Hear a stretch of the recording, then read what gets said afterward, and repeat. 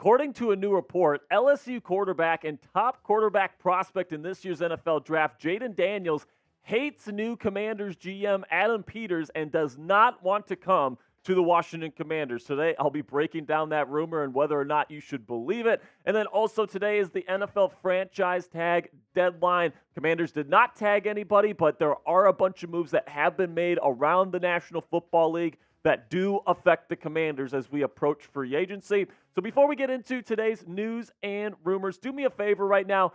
Kick off today's show by getting in the comments section and help out the channel here, because we're at the point in our company here where we're trying to figure out what we can do on our channels to make it a better experience for you guys. So for a second here, just go down in the comment section and let me know, how likely are you to recommend this show, The Commanders Report, to other Commanders fans like yourselves? If you put anything 8 and above, thank you guys so much for all of your support. But if you're putting it below an 8, please go down there in the comment section and let us know what we can do to do a better job getting you guys the best damn Commanders content right here on YouTube, 100% free. So with that, let's get into the first rumor today, and boy, is it spicy here, where LSU quarterback Jayden Daniels apparently hates the new Commanders GM Adam Peters after a meeting he had with him in the offseason, where apparently Peters told him to his face that his skill set does not translate to the National Football League.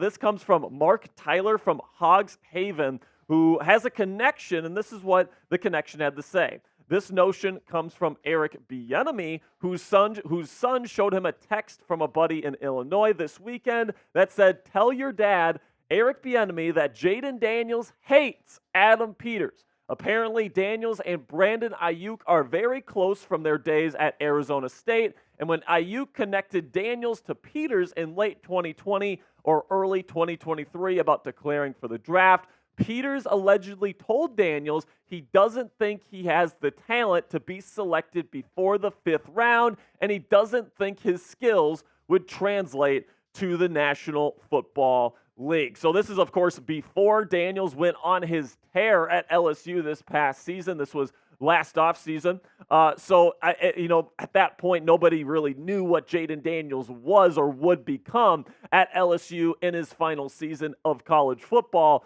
But man, this is definitely a bombshell report. And if it's true, then I definitely think that you can pretty much lock it in. Drake May is going to be the quarterback of the Washington Commanders. And listen, if Adam Peters really feels this way about Jayden Daniels, and if that's true and he doesn't think his skill set translates to the National Football League, then that's even more proof that Drake May is going to be the guy for the Washington Commanders at number 2 overall. Now, I know a lot of you guys are in favor of drafting Jayden Daniels over Drake May, so let me know what you guys think down there in the comment section. Do you believe this report that Jayden Daniels does not want to come to the Washington Commanders and play for GM Adam Peters? Let me know down there in the comment section.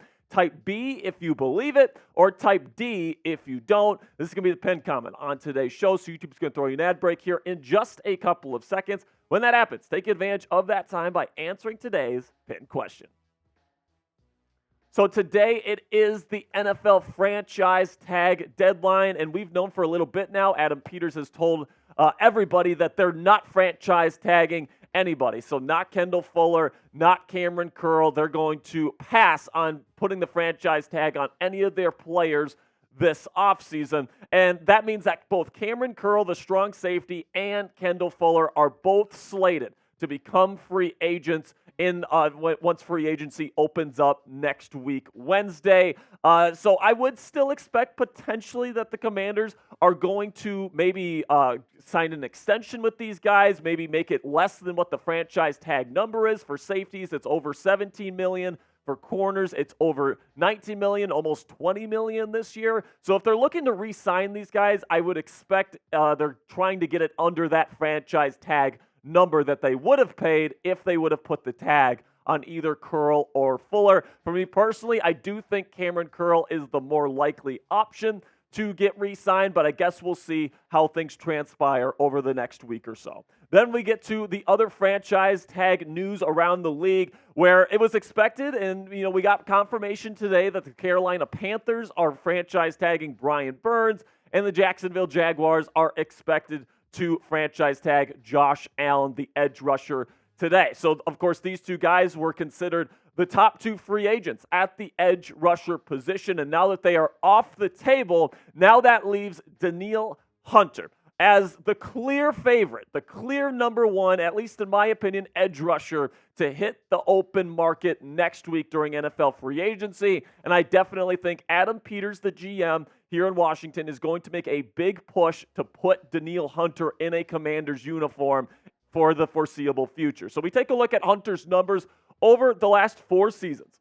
All right, he was absolutely unbelievable last year. 23 tackles for loss and 16 and a half sacks and 4 forced fumbles. Danielle absolutely killed it last year. He completely earned whatever contract he is going to get in free agency next week. And he's always been a super productive edge rusher in this league. I mean, I used to actually work security at US Bank Stadium, and standing next to this guy in full pads, it's straight up scary. He's built like a statue, and not only that, guys, but he brings that physicality and that strength with a lot of finesse and really great stuff in terms of pure pass rushing, and that's something I'm super excited to see potentially here in the nation's capital, and will be a great replacement after trading away Chase Young and Montez Sweat at the trade deadline last year. So listen, man, for me, I am doing whatever it takes to get Danielle Hunter into a Washington Commanders uniform, and that, you're probably going to have to pay a premium for him because, like I said, he is the clear number one edge rusher on the market. The cap number for the NFL this year raised up quite a bit to over $250 million. So he's going to be asking for quite a bit. And honestly, guys, I think it's worth it. Pro Football Focus currently projects his next contract to be 3 years, $21.67 million per season. But honestly, guys, because of the increased cap number, I do expect it to be at least $25 million per season, if not higher, because there is going to be a bidding war for Danielle Hunter's services. I know Chicago is going to want to bring him in. There's a bunch of other teams in the league that could really use a top number one edge rusher on their team like Danielle Hunter. But the Commanders, they have the most cap space of any team in the National Football League this year, and I think they're going to be able to outbid any other team out there this offseason. And at the end of the day, I do think Danielle Hunter will be a Washington Commander. But predict it for me down there in the comment section. Will Hunter become a Washington Commander in 2024? Give me a yes or give me a no. Let me know what you're feeling about Danielle Hunter down there in the comment section. That'll be it for today's show, guys. Thank you so much for all of your support. Make sure you guys click that subscribe button right now because we're going to have extensive wall-to-wall breaking news coverage for the Washington Commanders when free agency starts next week. So don't miss a thing. Click that subscribe button and join our family today.